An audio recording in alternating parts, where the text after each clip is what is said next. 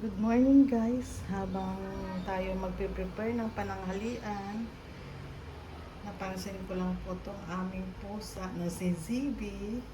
Ya, ya, hayahay ang buhay. Katabi niya pa yung Amazing Pure Organic Barley. Nagulat si ZB, nagising. Habang po tayo na prepare ng ating makakain sa tanghali, dahil ako po sa ngayon ay nag-iisa lang dito sa bahay. Nagsalad na po ako ng radish dahil ito po ang sarap kainin with pritong isda. Nagprito po ako kaninang isda kasi nagbaon yung anak ko. So, ginamay ko na rin po ay aking pananghalian. At ngayon naglagat po ako na hindi ko na po inihaw ang talong para sa isang kawali lang ng mahugasan at hindi na maparami ang aking hugasin. Itututa ko po ang aming talong. Isabay ko doon sa aming ibang ulam ko. Ayan. Nalang ako ng konti. Pag nag-iisa ka lang, kahit ano ang ulamin mo pwede. Habang tayo'y po nanonood ng vlog, ay go, ang sopa po namin maraming sapin. Kasi ang aming pusa ay nag-scratch po sa sofa. Kaya sinapinan po namin at para maano na rin po, baka umihi, masalo ng sapin. Kaya ayun, wala siya'y tulog ngayon. Kaya ako'y hindi saway ng saway sa kanya. Sleeping beauty ang Zaby. Yahay ang buhay. Ito natin ang sinahin natin kung marami pa. Hindi na tayo makapagsaing. Marami pa. Brown rice and red rice ang magkahalo sa ngayon. Pahinga muna sa black rice. Kaya nagluluto na po tayo ng torta. Hilaw pa po ang aking nilalaga. Kaya ito si Savvy muna. Good morning, Savvy! Musta na si Savvy? Busog ka pa? 2 beses ka na kumain mula kanina. Ayan, pangit-pangit na ng kabinet natin kasi nandyan ka lagi. May dumidikit na di matanggal dahil kay mami kung anong pinagagawa. Pinapapatong dito kasi madumi. Oh. Kaya pagkapagong pintura, may pinatong agad na kung ano-ano. Pandikit. Kaya pangit na naman ang ating kabinet. Kamusta na si Sebi? Hindi na bad boy yan? Nabigyan na ulit ng pagkain? Basta wag lang mag-scratch ulit sa sofa, ha? Sebi? Kumusta na ikaw? Hingal-hingal ka na kasi marami kang kinain. 2 times ka na kumain. Pananghalian mo na yan kanina, ha? Sebi, ha? Pananghalian na yan ni Sebi kanina. Pangalawang kain. Hindi na yan kakain ulit. Diba? Oo, hindi na yan kakain ulit. Hindi ka na angry kay mama? Hindi na yan si Sebi angry? Gusto na niya si mama? Oo. Kasi si mama lagi ang nagbibigay ng food. Diba? Ha? Mahiga tayo. Ganyan po si Savvy. Pag kailangan niya matulog, nagde-demo po siya na mahiga. Lalo na po, parang ang pusa po parang nararamdaman niya pagka yung amo niya naantok. Ang ugali po ng pusa namin ay pagdating ng gabi na naantok na siya at naramdaman niya rin na po siguro yung amo niya ay naantok. Mag-ano po siya, magdidemo, maghiga, sabi niya, matulog, kumbaga, kasi pagkagabi na po, ganun po yung ginagawa niya sa akin. Tapos, pag hindi mo po siya pinansin, ang gagawin niya po, manghulog ng mga bagay na kaya niyang hulog. Yung kagaya ng masusi, yung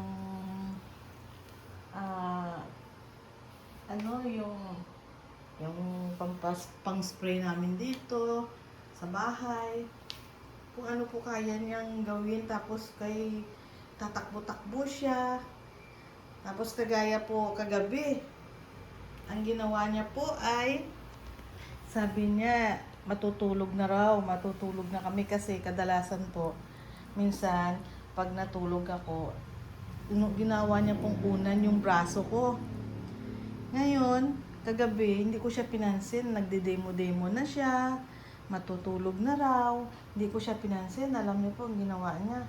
Hinulog niya yung gunting na sa tabi ng hagdanan, hinulog niya yung susi. Tapos hindi ko pa rin siya pinansin. Sabi ko, mauna ka na matulog. Takbo-takbo. Ngayon, palit ng kortina. Alam mo ang ginawa niya sa kortina? Ginulo-gulo. Kasi nagsiselos siguro dahil bakit iba inuna ko, hindi yung siya para matulog. Kasi po ayaw niya po matulog ng walang ilaw. Lalong ayaw niya po matulog pag hindi niya nakita natutulog ako. Ito pa po nakakatuwa rin kasi nagsara na po ako ng pinto. Hindi may ilaw pa ako. Ingay siya, nagkakaluskos ng bintana ng pintuan. Tapos sinara ko, off ko na yung ilaw. Nung ni-off ko yung ilaw, so nanonood pa po ako ng cellphone, nagsiselfone pa po ako. Narinig niya, kinaluskos niya naman. Hanggat hindi po ako natutulog, maingay po siya, nagkakaluskos siya kahit hindi ko siya pinasok sa kwarto. Ganun po siya. Tapos obserbahan ko po sa kanya, maiga na po siya dyan sa tabi ng pintuan at matutulog pag alam niya natutulog na ako. Kaya tuwang-tuwa siya pagka natulog na ako. Pero kagabi, Sebi, huwag ka dyan. No, huwag ka dyan. Kasi may pagkain dyan. Alam mo po yung pusa, parang tao na rin Ngayon, pag kinausap mo, sumasagot. Di ba, Sebi? Ano ang gusto ni Sebi? Busog pa yan, di ba? Kaya hindi na maingay si Sebi, no? No? Takot siya kay daddy niya. Pag pumunta dito yung daddy niya, takot siya kasi binibitin siya sa liig. Kaya tahimik siya. So, pagdating ko kagabi sa bahay, nung isang gabi, kailan ba yun? Isang gabi. Nung pumasok ako sa loob, nagsusumbong, ingay ng ingay. Naawa yata siya ni daddy niya at ni mami niya. Hindi siya ni-spoiled. Spoiled kasi siya sa mama no? At si mama nagbibigay ng food, kaya gusto niya si mama. Kay mama siya nagtatabi. Umiiwas siya sa daddy niya dahil dinidisiplina siya. Di ba, Sebi? Behave na si Sebi kasi 2 beses na siya kumain. Ang pusa po ay matalino din. Tapos, ang pusa po namin, pag gusto niya tumingin sa bintana, sa pintuan, minsan lumalabas siya, pero pumapasok din po siya. Pagka sinara mo pinto, maingay, gusto niya nang pumasok. Akala niya hindi na siya makapasok Ang ginagawa niya po doon sa labas, yung mga halaman doon, tinitingala niya kasi tinitingnan yung mga kung anong nandoon, mga insekto, hinuhuli niya. Ngayon kaya dito sa loob ng bahay, pagka may lamok, lalo na kung mababa ang lipad ng lamok, hindi niya po yung titigilan hanggat hindi niya nahuli. Kaya walang insekto na makakatagal dito sa aming looban. Diba? Dito sa loob ng bahay, Sebi. Huwag mo lang siyang galitin kasi magtatampo. May hilig din magtampo. Hindi, kukunin mo siya. Ayaw niya na pumunta. Tapos, kunwari, kagat-kagatin ka. Tapos, yampas-ampasin ka.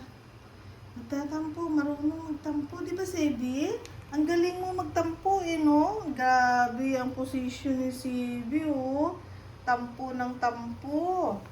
Ngayon, peace na kami ni Mama. Binigyan ulit ni Mama ng pagkain. Diba? Ha, Sebi?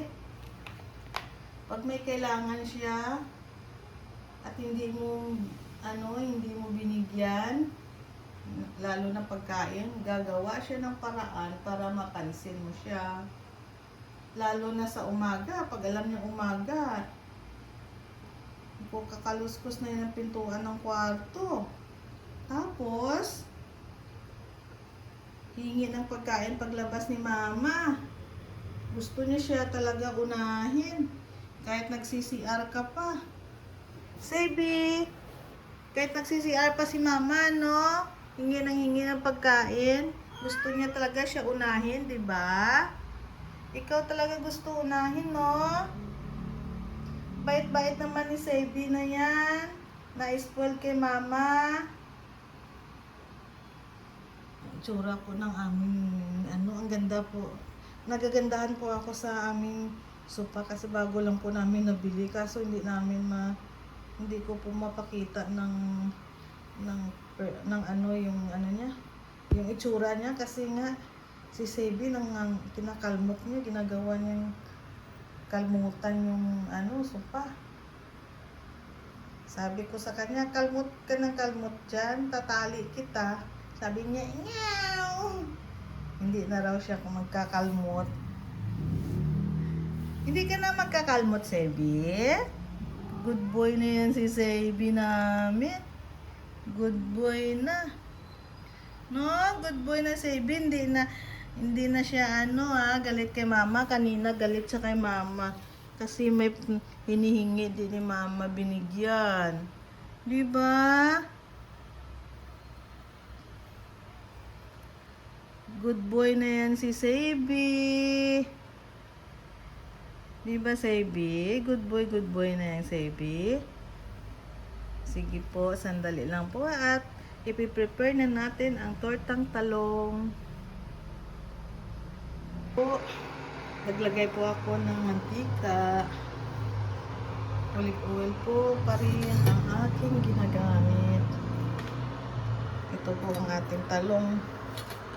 Nilagyan ko na lang po ng egg at saka asin lang po at saka ilog-log natin sa mantika pag ito'y mainit na.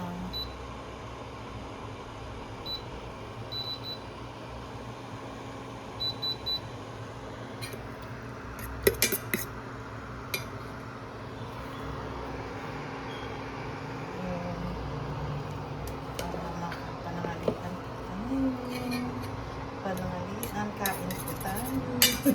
Ano tayo? Parang marami. Marami tayo. Nag-iisa lang ako dito. Nainit na kaya ang ating mantika. Sleeping Beauty pa rin ang aming Zebi. Ay, gising na pala yan? Akala ko natulog ulit ang baby namin. Ang baby naming pusa. Akala ko natulog.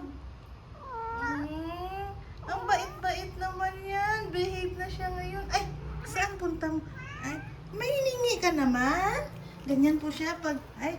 mahiga. Okay, higa. Matulog. Sige. Ikaw lang muna matulog, ha?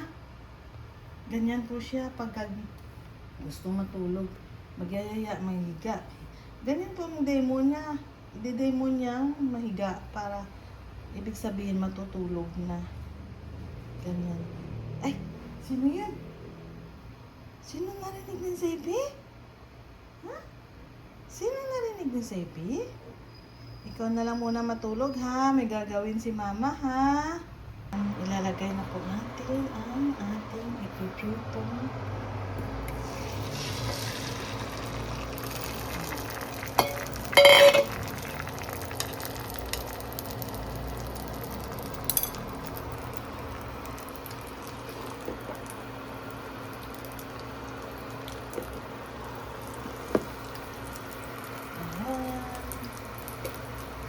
Ito pa nating talong. Para sa pananghalian, dagdag doon sa ulam na radish na salad at saka piniritong tilapia. Wala, si Zebi. Kaya pangalan niya Zebi kasi sabi ng mami niya para sa siyang zebra. Yung kulay niya po, yung balahibo niya parang zebra. Kaya zebra. Kaya Zebi. Binigyan siya ng pangalan na Zebi. Maliit pa po lang siya, mga 3 months pa lang po yata siya. O wala pa nga po 3 months, baka mga 1 month pa lang po siya. Inampon na po siya ng mami niya at saka ng daddy niya sa dorm nila. Tapos nakatapos na mag-aral ang mami, inuwi dito sa bahay.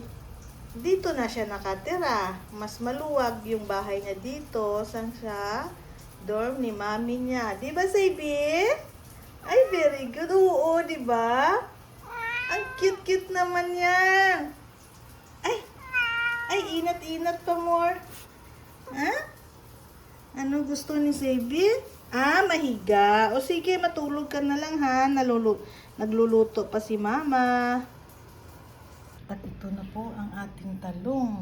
Ang daming itlog. Kasi yung isang pirasong talong, isang itlog lang din po. Kayo po ba? Ang talong nyo, isang itlog lang din? Joke.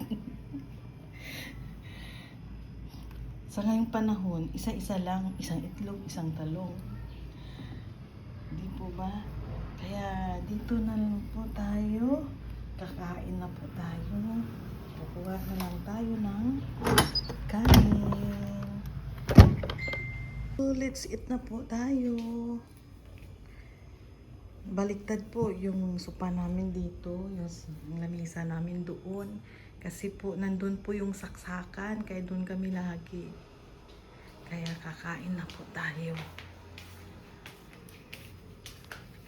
Habang tayo po ay kumakain,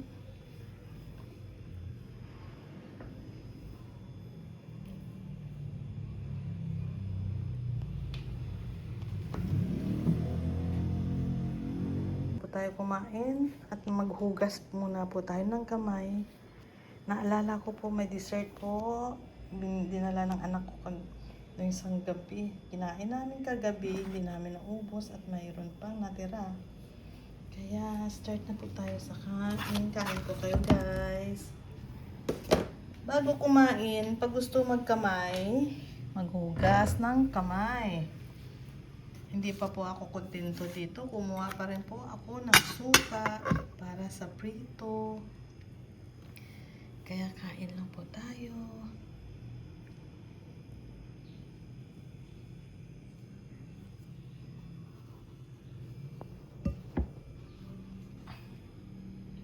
Kaya ito, wala akong stand. Ay, wait lang.